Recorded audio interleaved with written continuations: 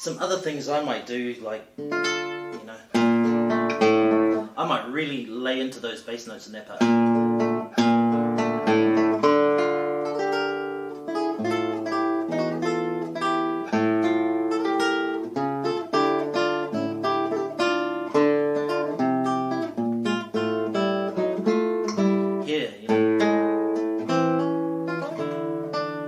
That's that same pausey thing. In the actual transcription it's... But you want to fire things up, so it's... That's just one way.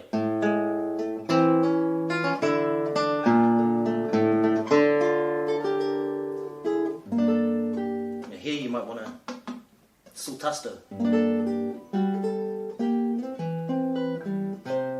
Here I use a nice little wrist stroke, and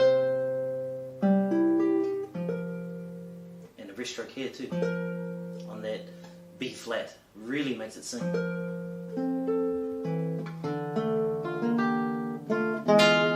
And then here, I'm going down Ponticello.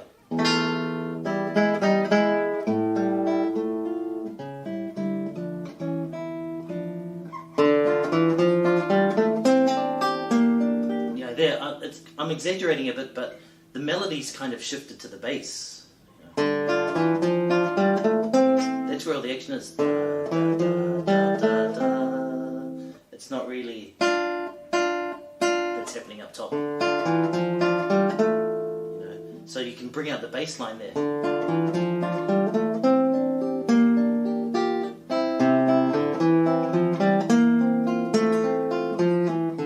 But here,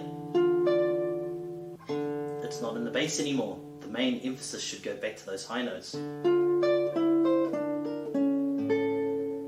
I want to let you know that I have a great course for beginner players that are struggling with things like sore fingers, changing chords, lack of motivation, theory and music reading challenges, counting and staying in time with music, and much, much more. I've been through all that myself, and so have many of the thousands of students that I have taught personally in groups and online over the past 30 years as a teacher and performer. 30 years. Whew. I know what it's like to have sore fingers, miss notes, play a chord and wonder why it sounds as if your guitar is broken. The Essentials Primer for Beginners addresses all of those things and provides solid advice gathered from my years of playing, teaching, and sharing stages with many incredible musicians in New Zealand and around the world. With more than 180 professionally recorded video lessons, a course ebook, quizzes, and checklists to assess and challenge your progress, this course can get you serious results and transform the way you play and approach learning guitar and music. As you travel through the course, your character will level up from snivelling beginner underling to a shining golden exemplar that wields control over the basic fundamentals of guitar wizardry with impunity. Click the link here or in the description to access all of the first module's incredible lessons, quizzes, checklist, and coursebook absolutely free. You might want to fade off into the distance there. And then back to power.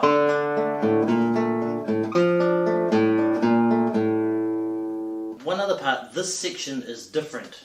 So it's very similar, but there's a different bass line happening. We go from here.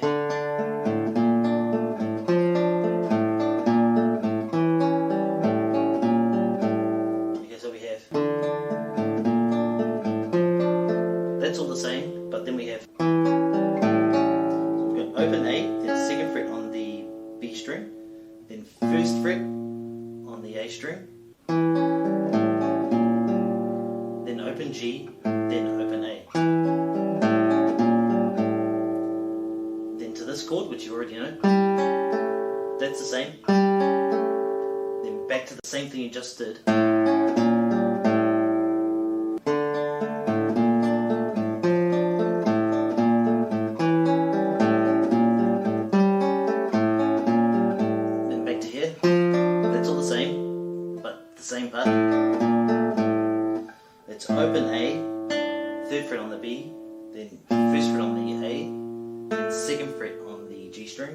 then open A. So we have.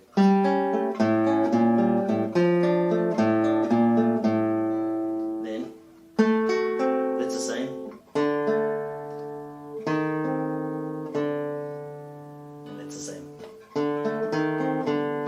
But it's just a matter of how you're emphasizing things with the thumb.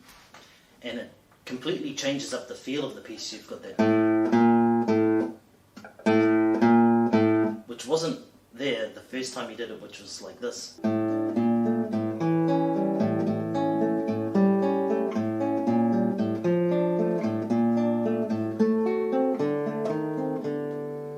This time really smashing that thumb home, and some of the notes are a little bit different, like this.